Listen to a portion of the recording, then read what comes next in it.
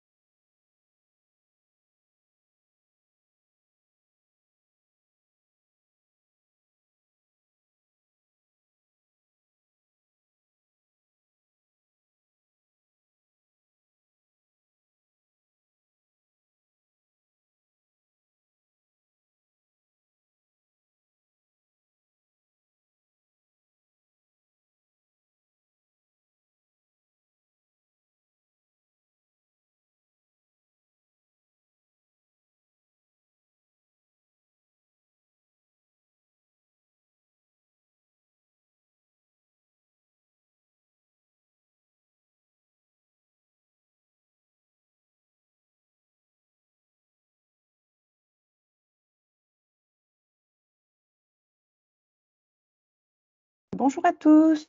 Guillaume et Axel, je vous laisse me donner le top départ. Top départ, c'est pas. Top départ? Ok, super. Bonjour à tous. Bienvenue dans ce nouveau webinaire de rentrée 2024 organisé par Écosystème et le pôle éco-conception. Alors, sur la session 2023, c'était Samuel Meyer, notre directeur du pôle éco-conception, qui animait. Aujourd'hui, c'est moi, donc Amandine Autier, chef de projet éco-conception. Donc, je suis accompagnée d'Axel et Guillaume d'Écosystème. Donc, je vous les présenterai tout à l'heure. Pour rappel, Écosystème, c'est un éco-organisme, une entreprise privée à but non lucratif, agréée par les pouvoirs publics pour la gestion de la fin de vie des équipements électriques et électroniques et pour l'allongement de la durée de vie de ces mêmes équipements, à travers notamment la réparation et le réemploi. Donc, comme je vous disais, je suis accompagnée de 2 experts d'écosystème. Axel Roy, expert environnement et référent éco-conception et économie circulaire chez Écosystème, et Guillaume Audrin, aussi expert environnement chez Écosystème. C'est le premier webinaire de cette nouvelle saison et aujourd'hui, nous vous proposons une présentation sur l'offre d'accompagnement d'écosystèmes à l'éco-conception et à l'économie circulaire. Une offre, vous allez le voir, qui s'est structurée depuis 1 an avec un gros travail pour proposer aux parties prenantes et je me suis perdue dans le proposer aux parties prenantes et notamment aux producteurs de solutions d'accompagnement, donc les plus adaptés à leurs besoins. Vous allez le voir tout à l'heure. Et sans plus attendre, je vais laisser la main à nos 2 experts qui vont se présenter et nous présenter le déroulé du webinaire. Merci Amandine. Donc on est ravis de vous retrouver en cette nouvelle année pour ce webinaire éco-conception. Tout d'abord, on voulait préciser que voilà, on a un contexte un petit peu particulier côté écosystème. Vous n'êtes peut-être pas sans savoir que nous avons subi une cyberattaque depuis le 17 janvier 2024, ce qui a un petit peu freiné la réception des emails et puis l'utilisation des fichiers qu'on peut avoir dans nos boîtes mail et sur nos différents serveurs. Donc voilà, veuillez excuser les envois d'invitations un petit peu tardifs et puis les éventuelles relances que vous avez reçues.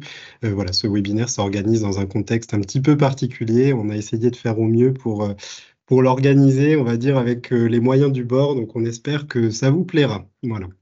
Et pour revenir à nos présentations, je vais être très mal poli, je vais commencer par moi du coup. Je suis expert environnement et référent du pôle éco-conception et économie circulaire, donc au sein de la direction de la performance environnementale, de la qualité et des projets d'écosystème, donc qui est un petit peu l'équipe R&D d'écosystème. Et je suis ravi d'avoir pris ce poste en novembre 2022, après plusieurs expériences dans l'analyse du cycle de vie, l'éco-conception, la communication environnementale et les achats durables. Voilà, et je laisse la parole à Guillaume. Et donc moi, pour continuer la présentation, Guillaume Audrin, donc je suis expert environnement chez Écosystème également. Je travaille avec Axel sur les sujets d'éco-conception et d'économie circulaire pour accompagner les producteurs notamment. Et puis une casquette aussi analyse environnementale. Donc j'ai pris mon poste là récemment sur les 2 pôles en septembre 2023. J'ai rejoint Écosystème 1 an auparavant dans le cadre d'une reconversion professionnelle pour justement intégrer tout ce qui était sujet d'éco-conception, économie circulaire et analyse environnementale. Et notre pôle est complété par Yon Biran, qui est notre alternant expert environnement et qui est également à cheval sur les 2 pôles éco-conception, économie circulaire, ainsi que sur le pôle analyse environnementale, et qui nous a rejoint en remplacement de l'alternance de Guillaume en septembre 2023. Donc voilà, derrière l'équipe éco-conception d'écosystème se cachent nos 3 personnes. Voilà. Et notre rôle consiste à accompagner les producteurs et l'ensemble des parties prenantes afin de les sensibiliser, les accompagner, les outiller sur toutes les problématiques d'éco-conception et d'économie circulaire. Et c'est du coup ce qu'on va voir aujourd'hui. On va tout d'abord commencer par vous présenter un petit peu notre organisation au sein d'Écosystème pour accompagner nos différentes parties prenantes sur ces thématiques d'éco-conception en particulier. On vous expliquera ensuite comment est-ce qu'on construit notre feuille de route d'accompagnement à l'éco-conception et à l'économie circulaire. On vous présentera également les solutions d'accompagnement que nous mettons à disposition des différentes parties prenantes. Et puis ensuite, on voulait vraiment que ce soit très illustré. Et donc, on a recueilli les témoignages de 2 producteurs qui ont bénéficié de nos accompagnements et qui ont souhaité partager avec nous et avec vous leur retour d'expérience. Et puis, on conclura en vous présentant un petit peu ce sur quoi on est en train de travailler pour un futur et essayer d'apporter des nouvelles solutions en matière d'éco-conception. On va commencer par notre organisation, si ça vous va, afin d'accompagner nos différentes parties prenantes. Un éco-organisme comme écosystème interagit avec un réseau important de parties prenantes qui sont très diverses et nous, on est un petit peu à l'intersection de ces différentes parties prenantes. On traite évidemment avec les consommateurs, les foyers français qui détiennent, qui achètent des équipements électriques et électroniques et qui ensuite deviennent des déchets. On interagit avec les acteurs de l'économie sociale et solidaire et les réparateurs, notamment dans le cadre des fonds réemploi et réparations, ce sur quoi nous sommes de plus en plus responsabilisés en tant qu'éco-organisme. On travaille évidemment de pair avec les magasins, les déchetteries, les installateurs, les gestionnaires de déchets pour collecter le maximum d'équipements et les flécher vers les bons circuits de réemploi, réparation et recyclage. Donc on traite évidemment avec des usines de traitement et des centres de logistique afin d'organiser cette filière de recyclage. Et on traite, nous, de par notre activité, avec le pôle éco-conception et économie circulaire, avec des producteurs, donc ceux qui mettent sur le marché des équipements électriques et électroniques, afin de les sensibiliser, les accompagner à ces différentes problématiques. On a également d'autres parties prenantes, comme les pouvoirs publics, d'autres éco-organismes. On interagit évidemment beaucoup avec le monde académique, donc des écoles ou notre chère mines urbaines, avec le monde de la recherche, des associations, comme le pôle éco-conception, des startups, et puis évidemment avec la Commission européenne dans le cadre de différents projets européens et avec d'autres éco-organismes en Europe. Donc on a vraiment une multitude de parties prenantes et ça nous semblait vraiment important de préciser que notre accompagnement est plutôt en faveur des producteurs, donc il peut bénéficier à différentes parties prenantes, mais on va vraiment se concentrer ici sur la cible producteur dans le cadre des activités de notre pôle. Cet accompagnement des producteurs par écosystème à l'éco-conception, il s'organise de cette façon-ci. On met vraiment le producteur, les besoins du producteur au centre de notre attention. Et ensuite, il va y avoir différents départements, différentes directions d'écosystème qui vont être en interaction avec ce producteur de manière privilégiée. Donc, on va avoir des pôles de compétences, d'expertise qui vont être en contribution directe avec les producteurs, donc notamment l'équipe de la relation producteur qui est dans la salle avec nous aujourd'hui et donc que nous saluons. Toute l'équipe de la communication B2B, donc qui va être experte sur la communication relative aux producteurs et les bons messages à faire passer. Donc peut-être Violaine et Lucie que vous connaissez. Et puis, eh bien nous, le pôle éco-conception et économie circulaire, qui va proposer une offre de service qui va permettre d'accompagner les producteurs sur ces thématiques. Et ensuite, on a une contribution un petit peu plus indirecte, donc qui vont être des fonctions sur lesquelles nous, on va s'appuyer pour pouvoir apporter des réponses aux producteurs en direct. Et donc, on va avoir besoin de l'expertise et des connaissances et du travail eh bien, de la direction du développement qui va gérer toute la partie collecte et toute l'organisation de la filière de réparation et de réemploi avant d'envoyer au recyclage. On va avoir l'équipe des opérations qui va gérer cette fois-ci toute la logistique et toutes les opérations de traitement et donc tout ce qui a trait au gisement pour pouvoir effectuer le meilleur recyclage possible avec nos différents prestataires. Et puis le reste de notre équipe, qui est la performance environnementale, qui va nous fournir des données techniques sur l'impact environnemental, sur les taux de recyclage, les taux de valorisation et comment est-ce qu'on peut améliorer ces taux pour pouvoir mettre en place de l'éco-conception et des dynamiques d'économie circulaire derrière. Donc toutes les directions vont être évidemment très importantes, mais vous, en tant que producteur, eh bien, vous allez être en interaction avec trois directions en particulier qui vont s'appuyer sur un réseau plus important derrière, avec de l'expertise, de la connaissance et des compétences qui nous sont très utiles pour pouvoir vous répondre au mieux.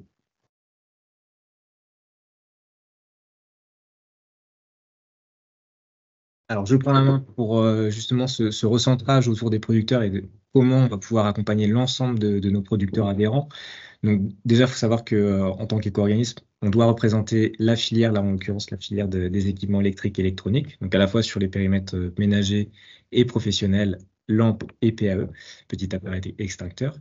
Et donc, il faut savoir qu'il y a une grande diversité de nos producteurs adhérents, qui sont plus de 4500. Donc, il va falloir offrir des solutions d'accompagnement concrètes à ces producteurs et ne pas les laisser de côté pour certains, donc avoir une offre assez équilibrée et prendre en compte la particularité de la filière avec une grande diversité de structures, à la fois des grands groupes, des PME, mais également sur leur typologie au niveau de leur chaîne de valeur, que ce soit des fabricants, des importateurs, revendeurs d'équipements, des vendeurs sous leur propre marque et vendeurs à distance. À noter que dans le panel de producteurs qui sont adhérents chez nous, il y a une grande majorité de producteurs non fabricants, donc des distributeurs, des revendeurs, et qu'il va falloir mettre à disposition de l'accompagnement adapté à cette typologie de producteurs et prendre en compte en fait les spécificités de chaque producteur. À noter une grande diversité de produits également, avec leurs contraintes techniques, opérationnelles derrière sur la partie fin de vie et deuxième vie des équipements et des matières.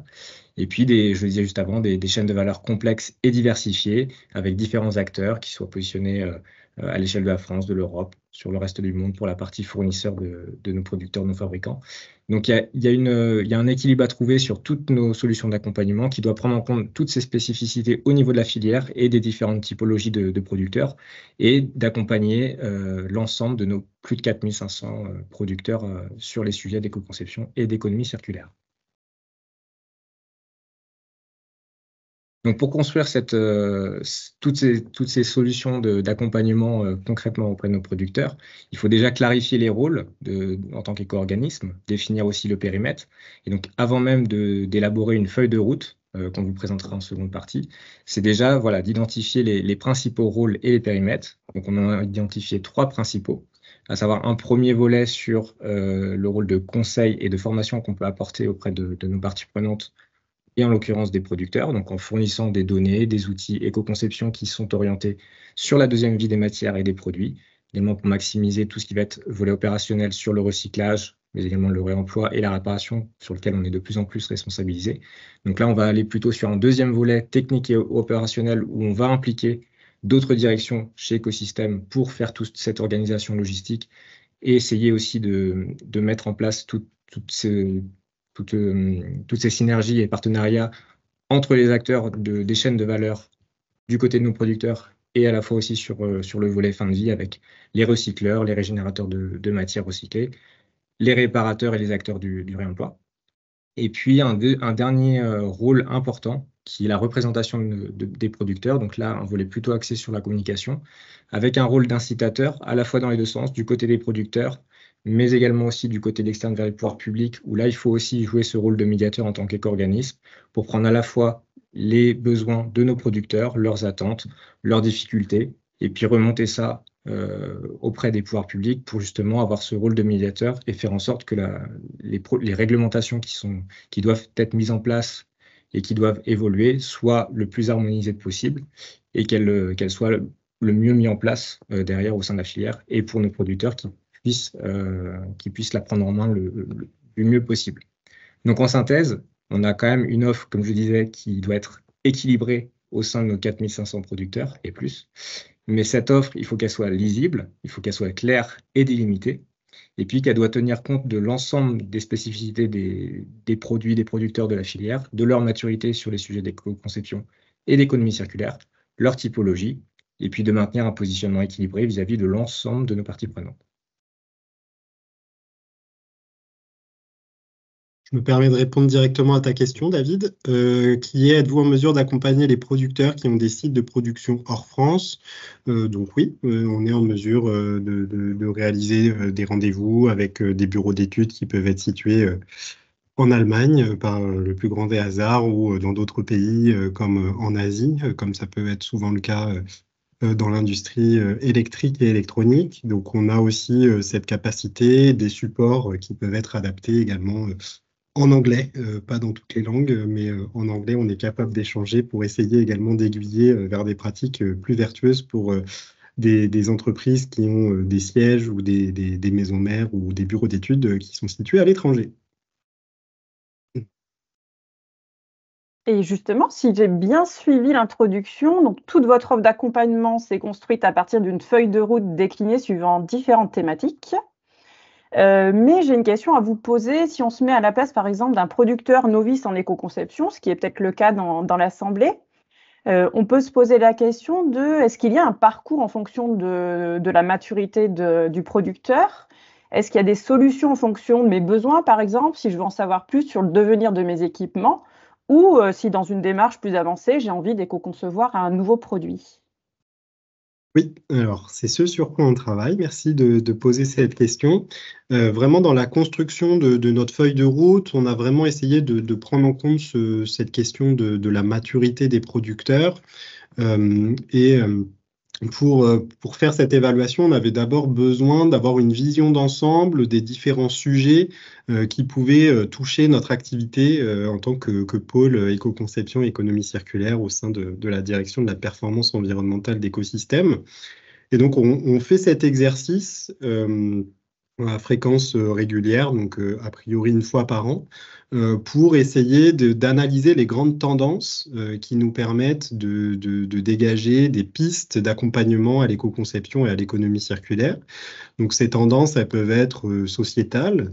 Par exemple, on a remarqué que les consommateurs comprenaient très bien l'indice de réparabilité et étaient en faveur de cet indice, et c'était quelque chose qu'ils poussaient au moment de leur acte d'achat. Voilà. Donc ça, c'est une tendance sociale et sociétale à aller vers de la communication et des achats qui sont de plus en plus responsables. On analyse également les tendances géopolitiques. Donc le monde dans lequel on évolue est changeant. Voilà, c'est pas moi qui vais vous l'apprendre, avec des tensions entre différents pays qui ont un impact sur les approvisionnements, notamment en matières premières. On peut citer par exemple toutes les péripéties autour de l'approvisionnement en métaux critiques, terres rares, avec des allers-retours de la part de la Chine sur la disponibilité de ces matières critiques. Donc tout ça doit aussi être un enjeu important qui fait que les producteurs d'équipements électriques et électroniques vont être impactés par ces tendances géopolitiques, et cela peut avoir une influence sur des actions en faveur de l'éco-conception.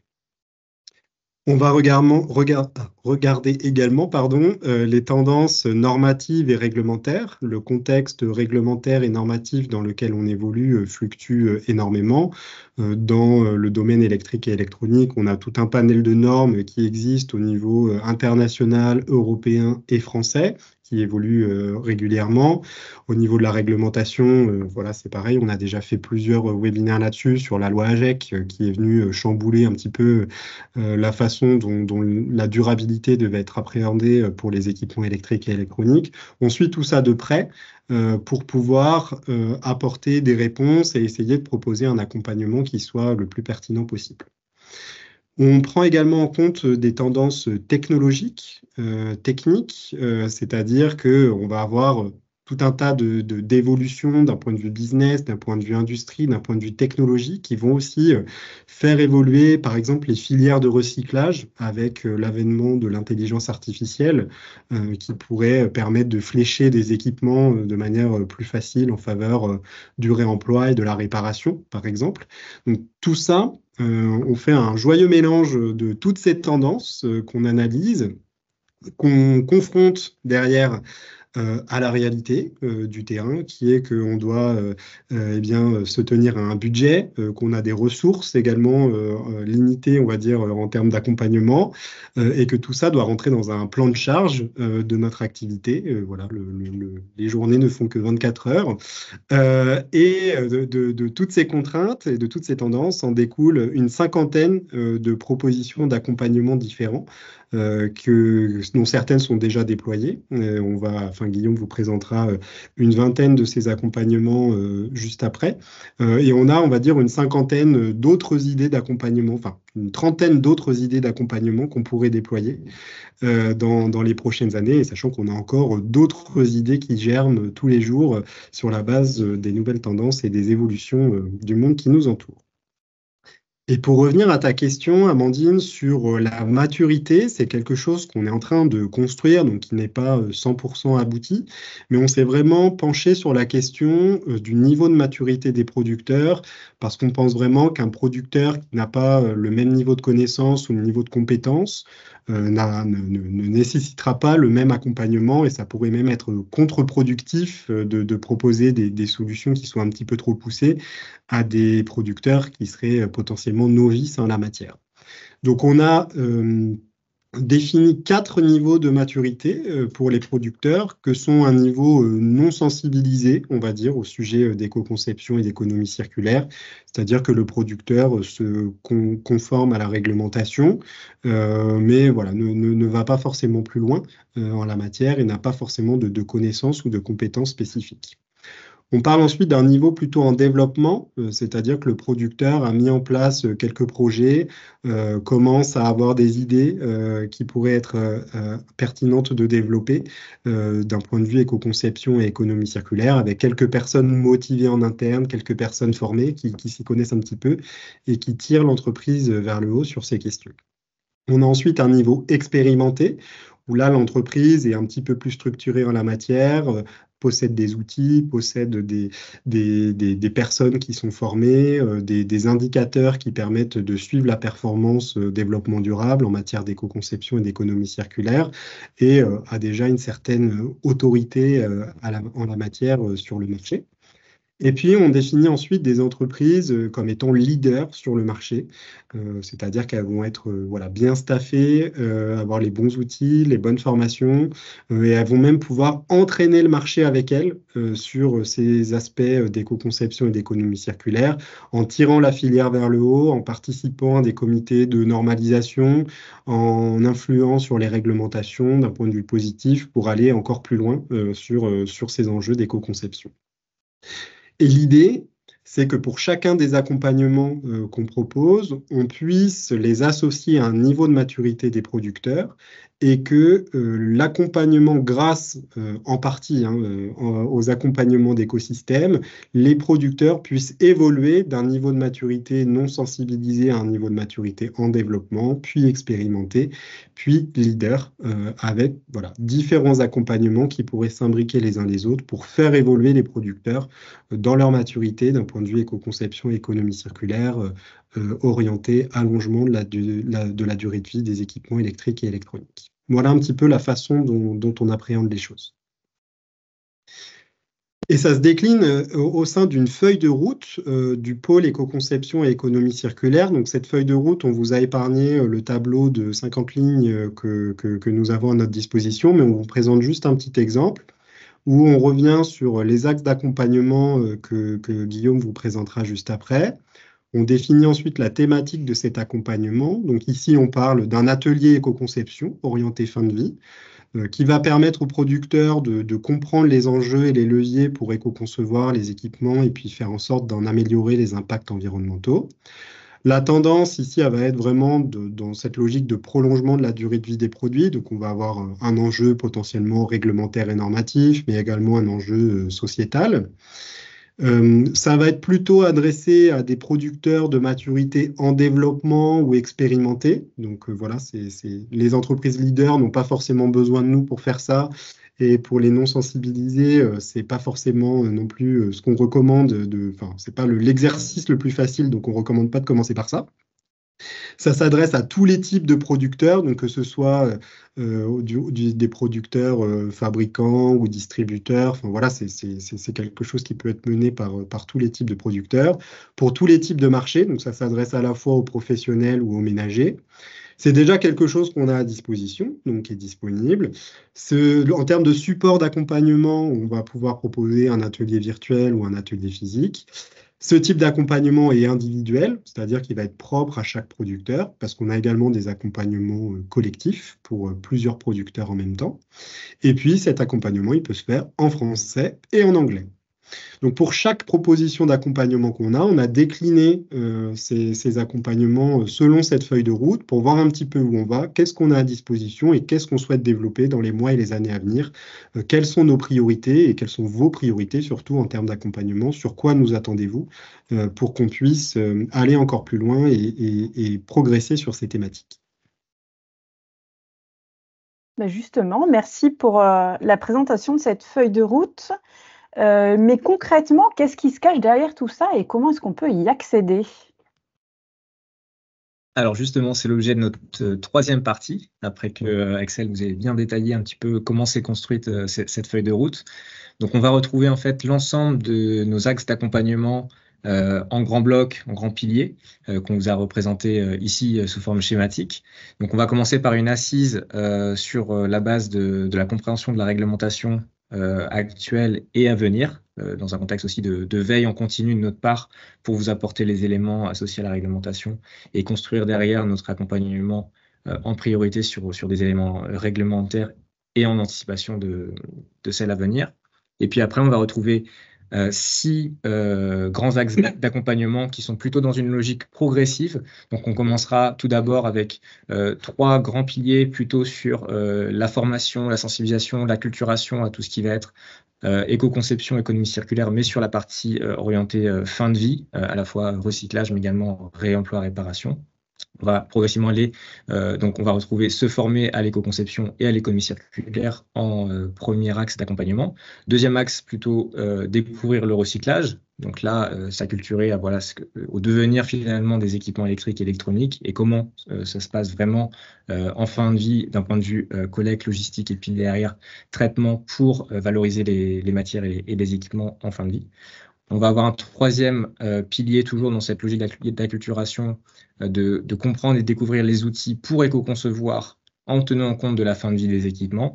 Et puis après, on va avoir 3 piliers plutôt dans une logique avancée d'économie circulaire, où on va retrouver en 4e pilier évaluer la recyclabilité et l'impact environnemental des produits. En 5e pilier, encore plus avancé, plutôt pour développer des produits dans une démarche d'économie circulaire, en tenant compte toujours de la fin de vie des équipements dans un but de le recycler, mais également de mieux les réparer, de mieux les réemployer.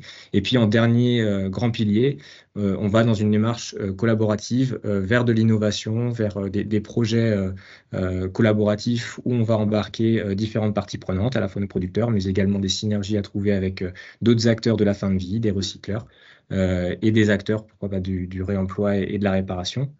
Et tout ce qui chapeaute l'ensemble de ces piliers, ça va être d'offrir un support permanent pour l'ensemble de nos producteurs via différents canaux, mais d'être à votre disposition en fonction de vos besoins aussi, pour répondre à l'ensemble de ces axes d'accompagnement.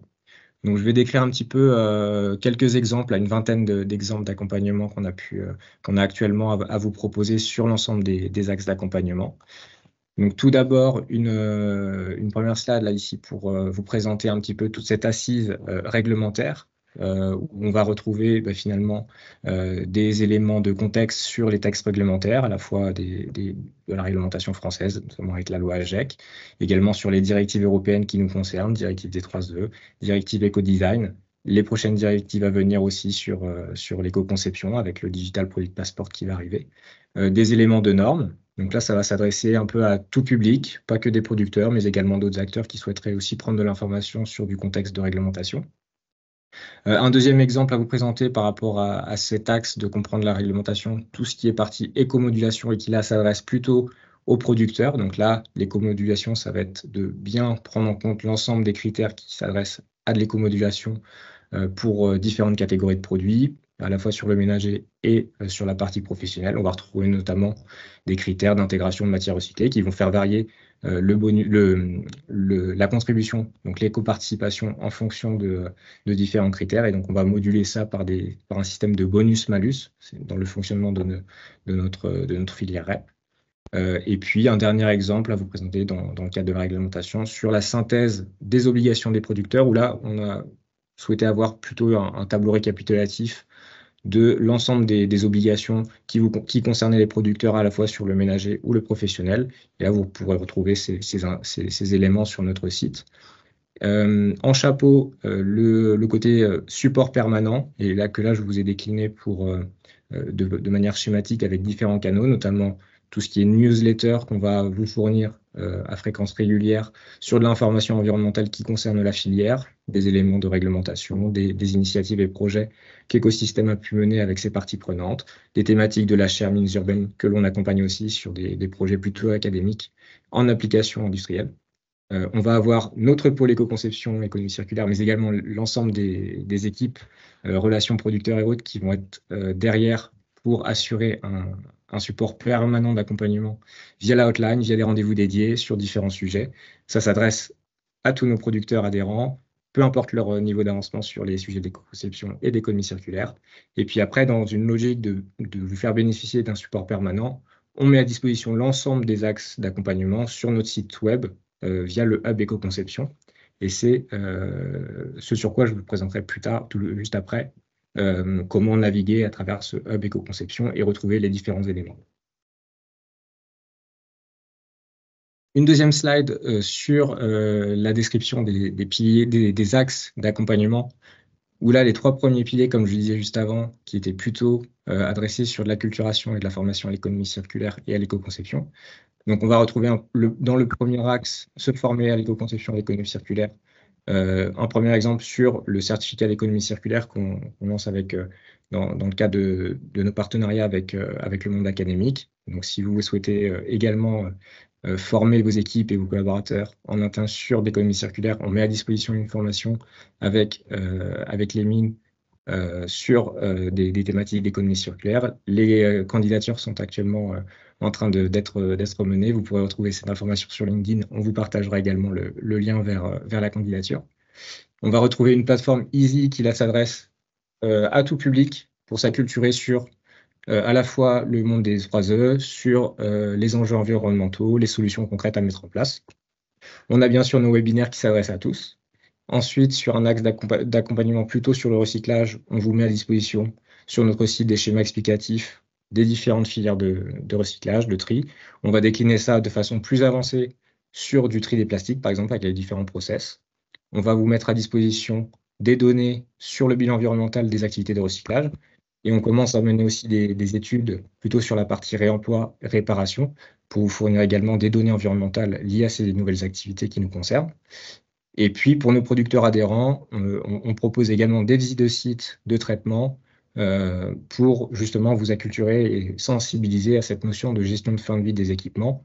Et donc là, ça va s'adresser, comme je disais, à des producteurs adhérents qui sont intéressés pour sensibiliser leurs équipes et prendre bien en compte la partie fin de vie dans les choix de développement et de conception des produits dès en amont.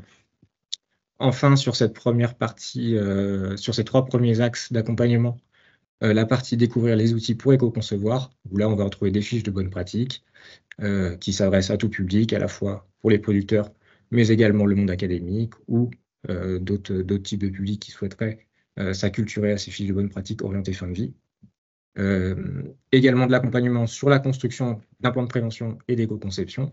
Et là, on vous renverra aussi vers le webinaire de fin d'année dernière sur lequel on a pu aussi vous mettre à dispo une synthèse de tout ce qu'on a collecté en termes de plan de prévention et d'éco-conception avec notamment des bonnes pratiques et des retours d'expérience sur l'accompagnement qu'on a pu mener avec nos producteurs. Et puis enfin, des ateliers d'éco-conception qui là s'adressent plutôt à nos producteurs adhérents. Et là, on va organiser des ateliers sur différentes thématiques où on va construire dans une logique d'intelligence collective différents sujets d'éco-conception pour établir avec vous des solutions concrètes que vous pourrez vous emparer pour développer vos produits. Les 3 derniers axes, donc là, qui sont dans une logique plutôt avancée d'éco-conception et d'économie circulaire, on va retrouver dans le pilier évaluer la recyclabilité et l'impact environnemental des produits, des outils de calcul de recyclabilité, à la fois sur le volet réglementaire, loi AGEC, mais également un outil recyclable qu'on met à disposition des producteurs adhérents. On va vous mettre à disposition des données ICV fin de vie, qui sont là plutôt des données environnementales. Un axe, développer les produits dans une démarche d'économie circulaire. Donc, par exemple, intégrer des matières recyclées, analyser de la réparabilité et accompagner dans la démarche de réparation et de réemploi. Donc là, des accompagnements plutôt pour nos producteurs adhérents. Et enfin, innover dans la collaboration. Donc là, ça s'adresse plutôt sur des projets avancés d'économie circulaire via notre réseau de chaires mines urbaines, mais également des projets collaboratifs. Et du coup, où est-ce que vous avez accès à tout ça? Eh bien, c'est sur notre hub éco-conception, donc qui est disponible sur notre site web. Guillaume vous a préparé des super éléments. Vous allez retrouver les liens. Il me semble qu'Amandine vous l'a remis aussi dans le chat de la conversation. Sur le site professionnel d'écosystème, vous avez toute une rubrique éco-conception où vous retrouvez 7 des 8 piliers dont vient de vous parler Guillaume, puisque voilà, bénéficier d'un support permanent se fait plutôt via l'activité de hotline, newsletter et l'accès à ce site web. Donc, deux manières d'y aller. Sur le site professionnel, vous pouvez faire une recherche par profil.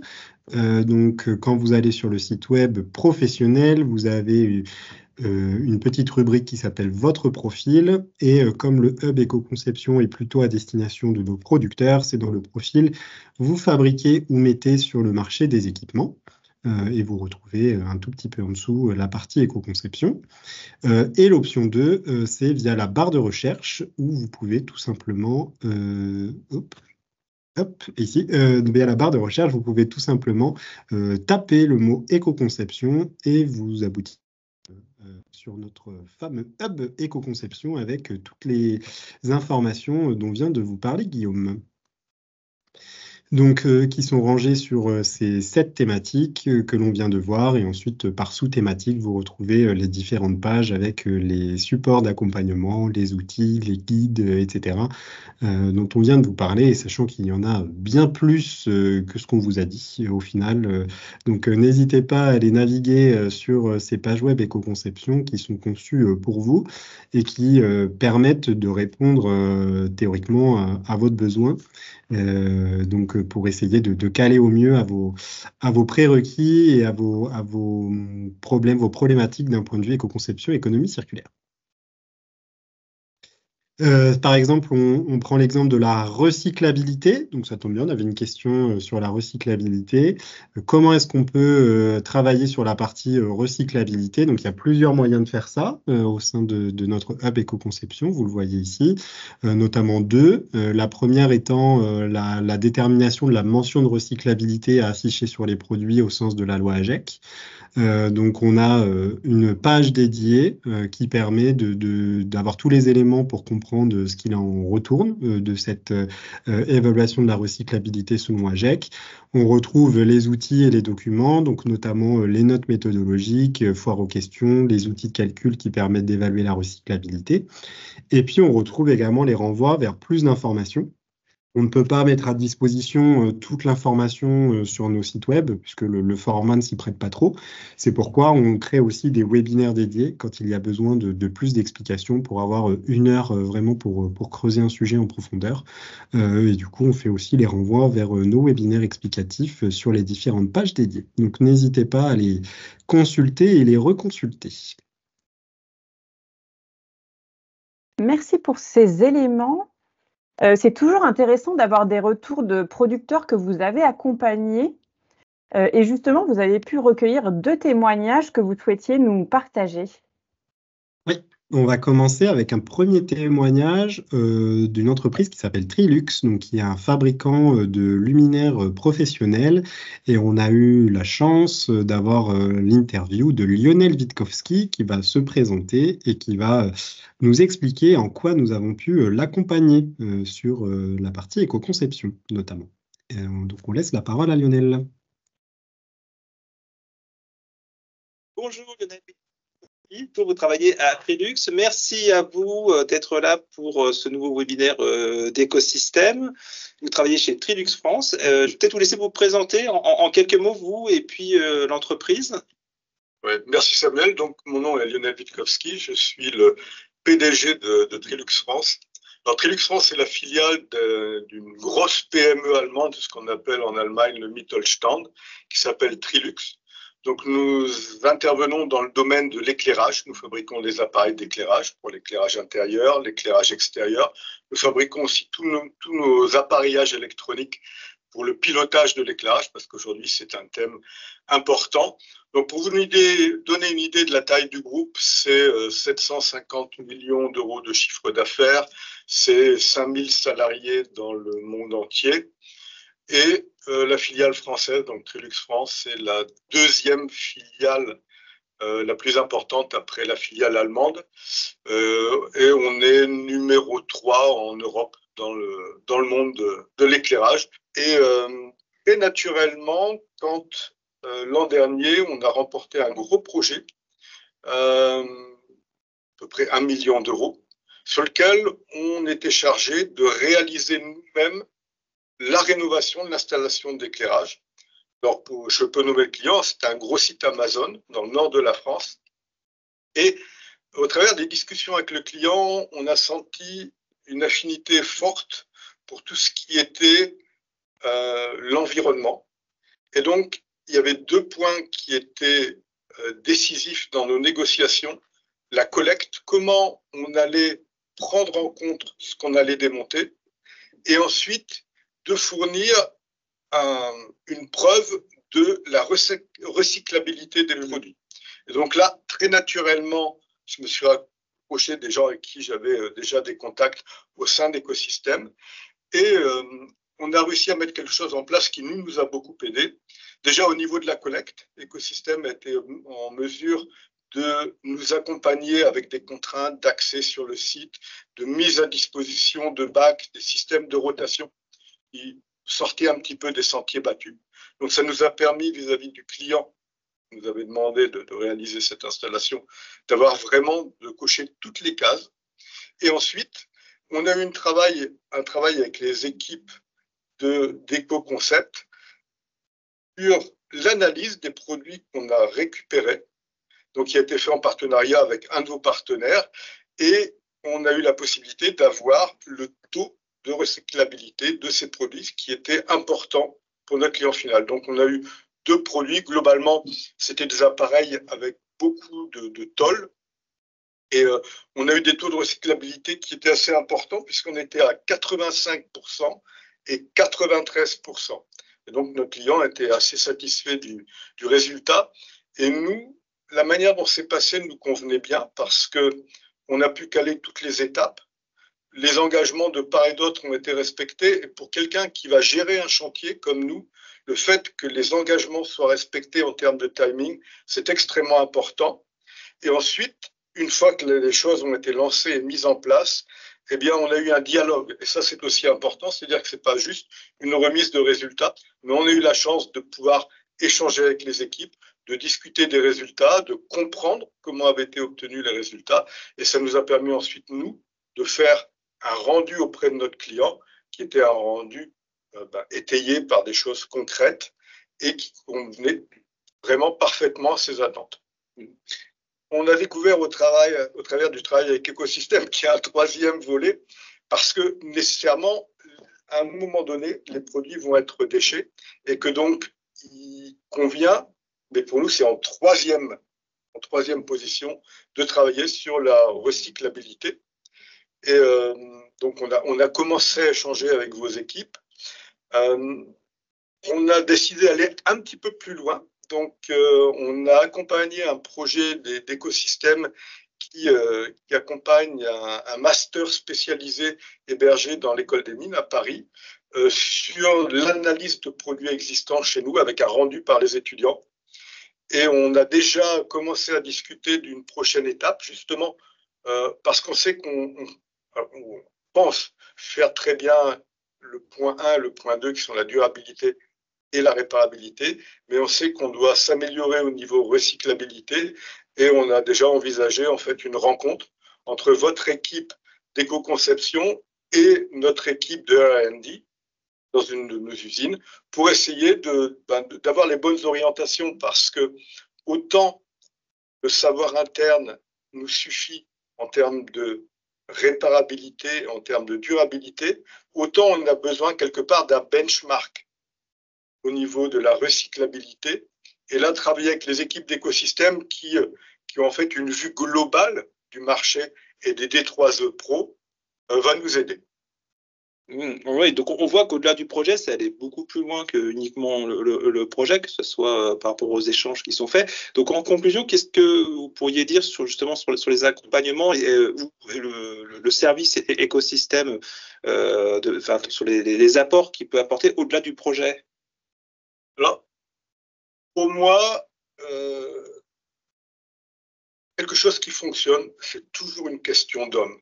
Alors, il faut bien entendu une organisation, une structure, mais nous, le constat qu'on a fait, c'est la capacité à échanger avec les équipes, la capacité d'écosystème aussi à appréhender quels sont nos problèmes d'industriels, parce qu'en fin de compte, ce qui revient toujours, c'est notre génome d'industriel, et cette proximité, cette envie de travailler ensemble a fait que, au départ, notre premier point de contact avec l'écosystème était la collecte.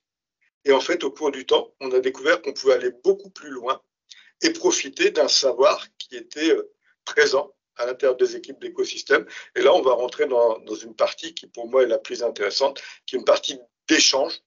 Donc, nous fournissant des informations d'industriels à écosystème, et écosystème nous renvoyant un petit peu son regard de juge de paix par rapport aux actions que nous engageons. Très bien, merci beaucoup pour ce point sur les accompagnements et les projets qui sont portés par Trilux en partenariat avec Écosystème. Merci, à bientôt Lionel. Merci Samuel et merci aux équipes de l'écosystème. Au revoir. Voilà, donc on espère que ce témoignage vous a plu et vous aura donné envie de travailler avec nous. Et puis comme ça, si Samuel vous manquait, vous avez l'occasion de le voir à travers ces petits témoignages. Si ça te va, Amandine, on passe au deuxième? Tout à fait, je crois que c'est Ingrid Tams, du groupe CEP que vous avez interviewé. Exactement. Donc Ingrid était déjà intervenue lors du tout premier webinaire d'écosystème éco-conception, donc il y a déjà 3 ans, puisqu'on attaque la 4e saison. Et Ingrid nous avait déjà fait part de son ressenti, de son témoignage en matière d'accompagnement. Et on trouvait que c'était intéressant de voir un petit peu comment ça avait évolué ces 3 dernières années. Donc voilà, on vous propose de découvrir son témoignage.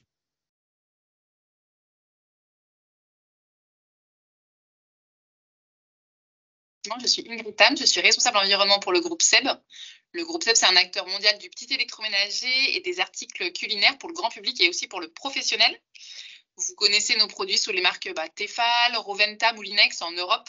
Et à l'international, on va avoir des marques comme Support, WMF ou Imusa. On a un groupe de 30 000 salariés et nous avons fait 8 milliards de chiffre d'affaires en 2023.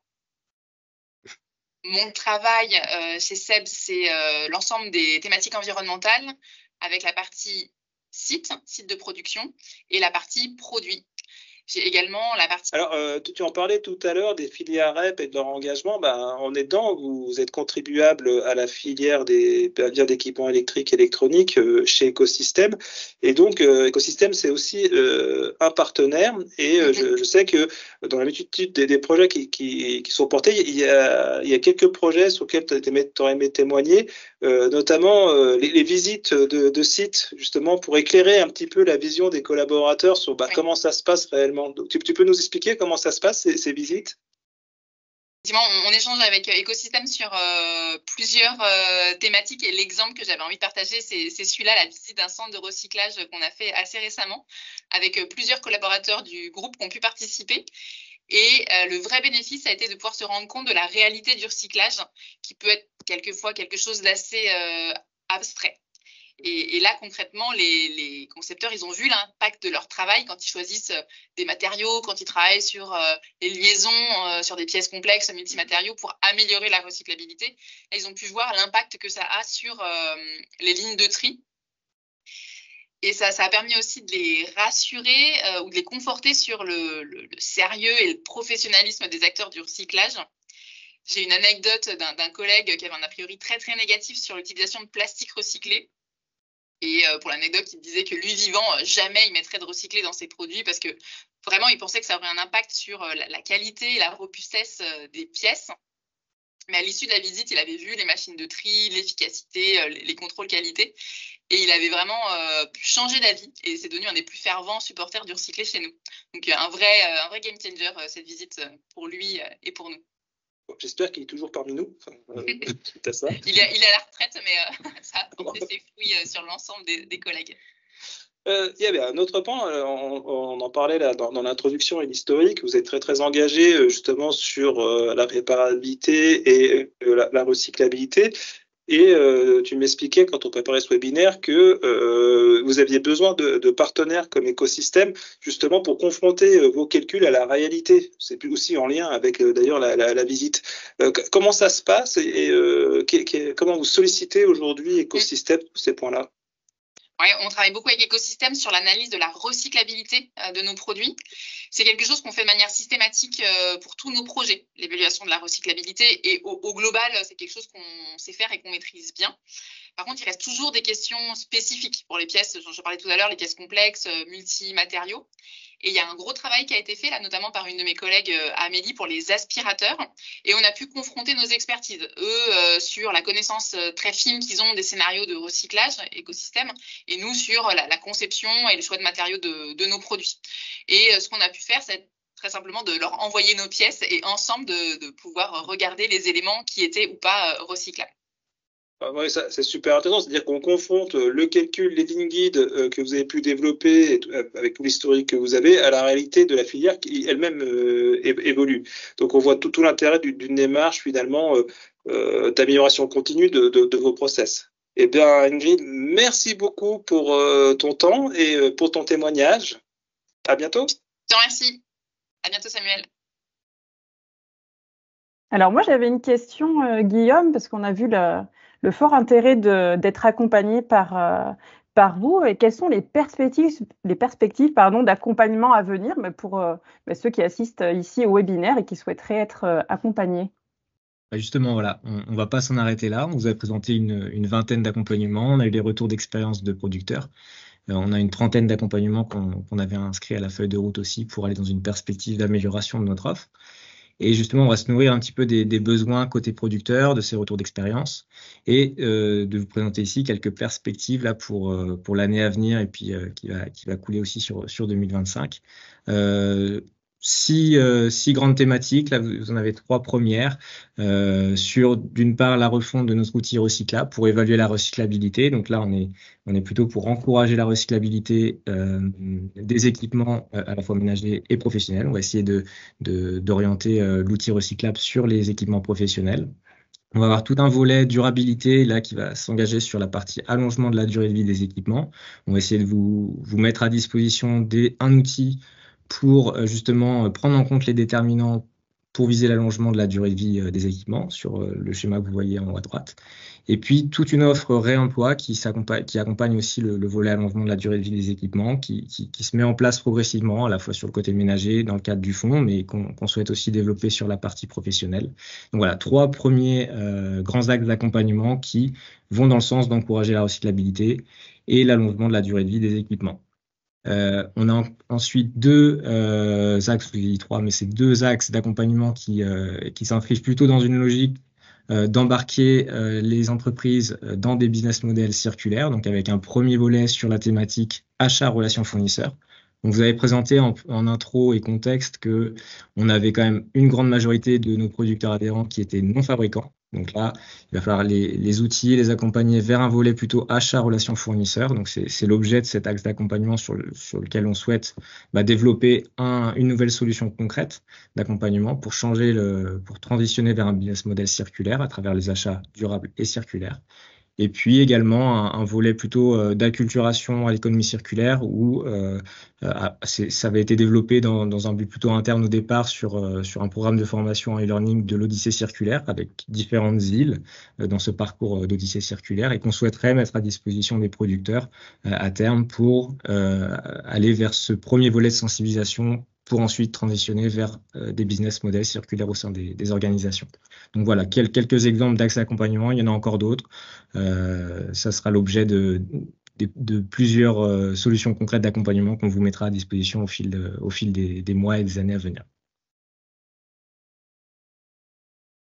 Et puis, je pense que c'est la première fois qu'on est dans les temps, donc j'ai le temps de faire cette slide de conclusion où vous retrouvez ici,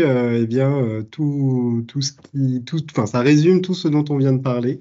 Notre rôle pour vous accompagner, vous, soit producteur ou autre partie prenante à différentes étapes de votre projet, donc avec une offre qui est progressive, incrémentale, selon votre besoin, donc avec les 8 axes que Guillaume vous a présentés, pour aller vers des niveaux de maturité de plus en plus poussés sur cette logique d'éco-conception et d'économie circulaire.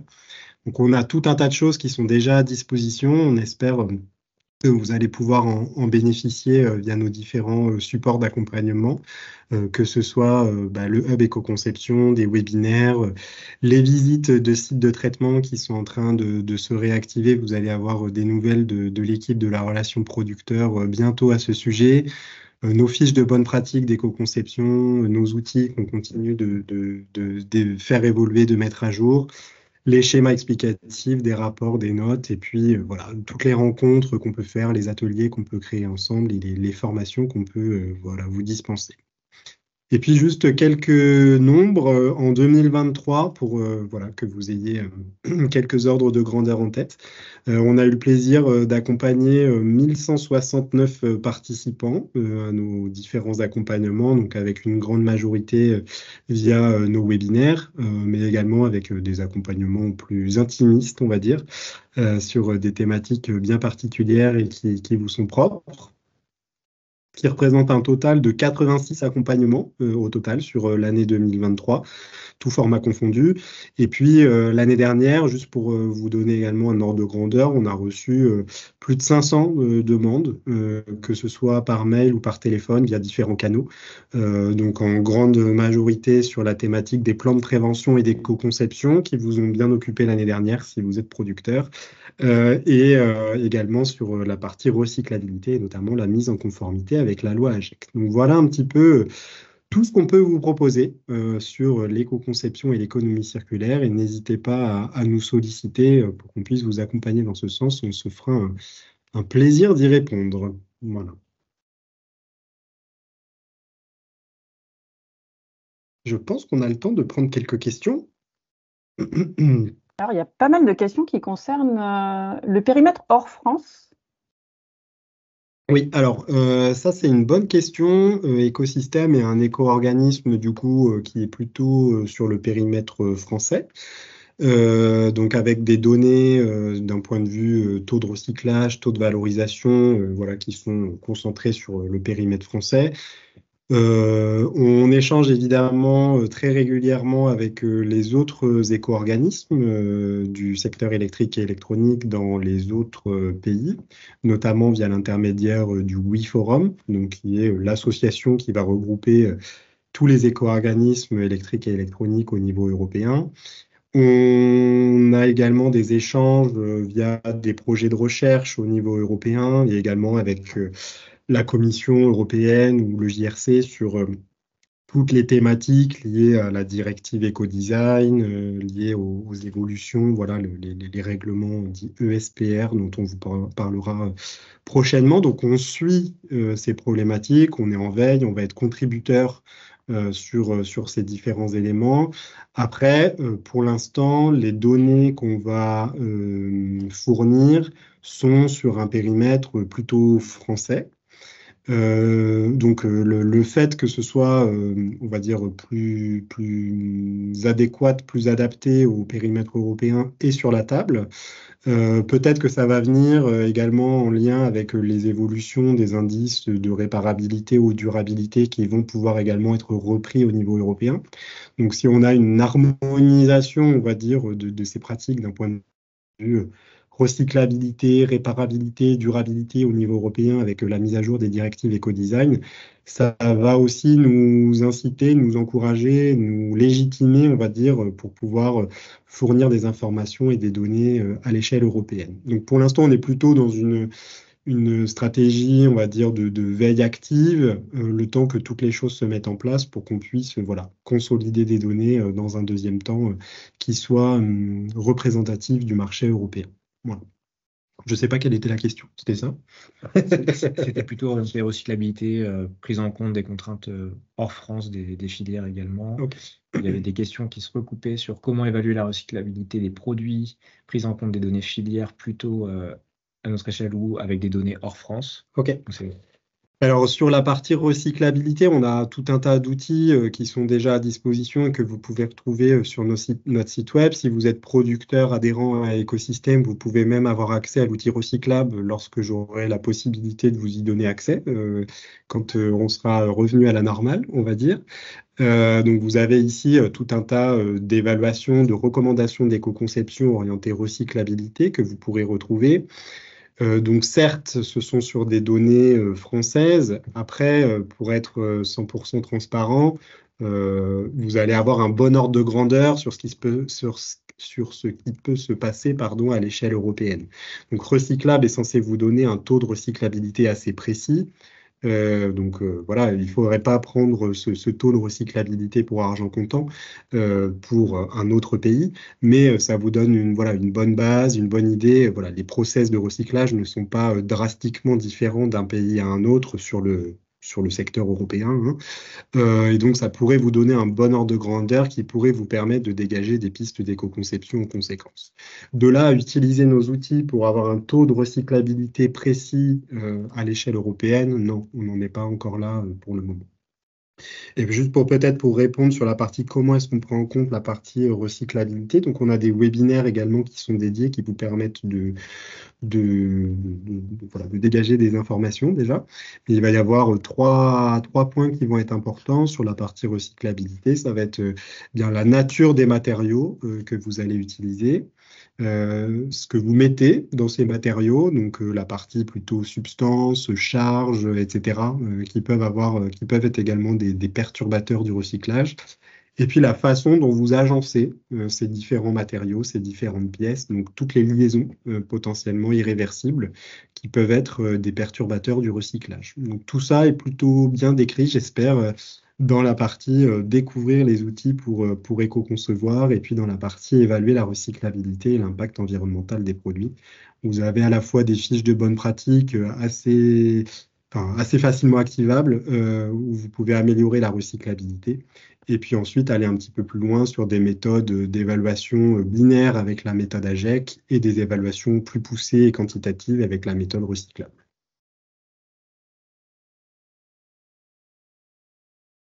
Est-ce qu'il y a d'autres questions? Il y avait d'autres questions. Alors, avant de répondre aux dernières questions de Hervé et de Florence, il y avait une question sur l'Odyssée circulaire pour être disponible en anglais, oui ou non? Je ne sais pas du tout, mais c'est une bonne question à laquelle je n'ai pas la réponse. Voilà, il me semble que le module est uniquement en français pour le moment parce qu'il y a aussi des interviews de collaborateurs écosystèmes et de parties prenantes d'écosystèmes, donc qui sont uniquement en français, mais je pense que c'est faisable, notamment avec un système de sous-titrage. Voilà, il faudrait poser la question à Circulaire qui nous accompagne sur ces sujets. On n'a pas encore pris en main ce dossier, pour être très franc, sur l'année 2024, mais on note que c'est un besoin pour vous de l'avoir en anglais pour que vous puissiez le diffuser en interne. On prend une dernière question et puis on tâchera de répondre peut-être ultérieurement. Vous avez notre contact pour si vous souhaitez nous solliciter sur des sujets plus spécifiques auxquels on pourrait vous répondre. Il y avait une question et qui alimentera un petit peu aussi la dernière slide pour le prochain webinaire. Pour le recyclage, qu'est-ce qui est prévu? Et donc là, ça va répondre aussi peut-être à la thématique du prochain webinaire sur le développement de la filière, notamment sur le traitement des déchets des équipements électriques et électroniques, justement sur le recyclage de matériaux qui commencent à devenir de plus en plus critiques et stratégiques. Donc Axel, je te laisse peut-être la main là-dessus. Ouais, sur le recyclage, on a déjà pas mal de contenu à disposition. Donc on a les schémas explicatifs du recyclage, on a des visites de sites qui vont bientôt être réactivées pour nos producteurs et qui peuvent permettre de se rendre compte un petit peu de la réalité de la filière. On a, je pense, aussi fait des webinaires qui permettent de bien expliquer comment ça se passe pour notre filière. On a voilà, d'autres idées de choses à mettre en place, avec notamment pas mal de travail qui a été fait au niveau des plastiques.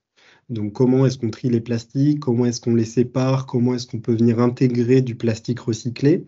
Donc ça, on pense qu'on a développé pas mal de choses, puisque enfin, comment dire, les process de tri, notamment sur la partie plastique, n'ont pas forcément beaucoup évolué ces dernières années. On reste sur du recyclage mécanique et pas encore sur du recyclage chimique, si jamais un jour celui-ci se développe. Par contre, on a l'émergence de nouvelles problématiques sur le recyclage, notamment autour des métaux critiques. Et c'est ce sur quoi on aimerait insister lors du prochain webinaire. Vous pouvez d'ores et déjà noter la date. Le 22 mars, vous allez recevoir l'invitation prochainement, donc de 13h30 à 15h très probablement, parce qu'on parle beaucoup. On vous parlera des métaux critiques et des stratégiques, et des enjeux pour l'éco-conception des équipements électriques et électroniques. Voilà, le focus des réglementations, le focus à la fois à l'échelle européenne ou au niveau français. On sent également dans vos questions, dans vos problématiques, dans les rendez-vous qu'on peut faire avec vous, que ce sujet devient de plus en plus prégnant. Et donc, on aimerait, à la suite de la journée de recherche qu'on va organiser avec, en partenariat avec notre chère Mines Urbaines au mois de mars, on aimerait prolonger ce rendez-vous avec vous à travers notre prochain webinaire et essayer de répondre à ces enjeux autour de l'éco-conception des équipements électriques et électroniques avec la perspective des métaux critiques et stratégiques. Donc, je pense que d'un point de vue recyclage, c'est là que va se trouver, on va dire, les prochaines problématiques, que vont se trouver les prochaines problématiques, où on va essayer d'aller chercher les petits pouillèmes d'or, de tantale et d'autres métaux critiques et stratégiques qu'on peut retrouver dans nos cartes, nos aimants, nos LED, etc. Donc pas vraiment dans une logique de massification du flux, mais vraiment dans une logique d'impact environnemental, notamment sur des indicateurs type épuisement des ressources minérales, pour essayer d'améliorer ça et puis d'être dans cette logique de circularité. Donc on vous expliquera tout ça le 22 mars. Voilà, donc le rendez-vous est lancé.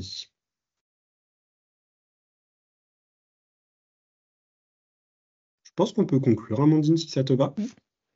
Bah, écoute, on va remercier tous nos participants et puis souhaiter une bonne journée, un bon week-end et à bientôt, mais peut-être le 22 mars prochain. Avec plaisir. Merci beaucoup à tous et puis on répond à vos questions pour celles qui n'ont pas été adressées de manière personnelle. Voilà. Merci à vous. Bonne journée, au revoir. Merci, au revoir.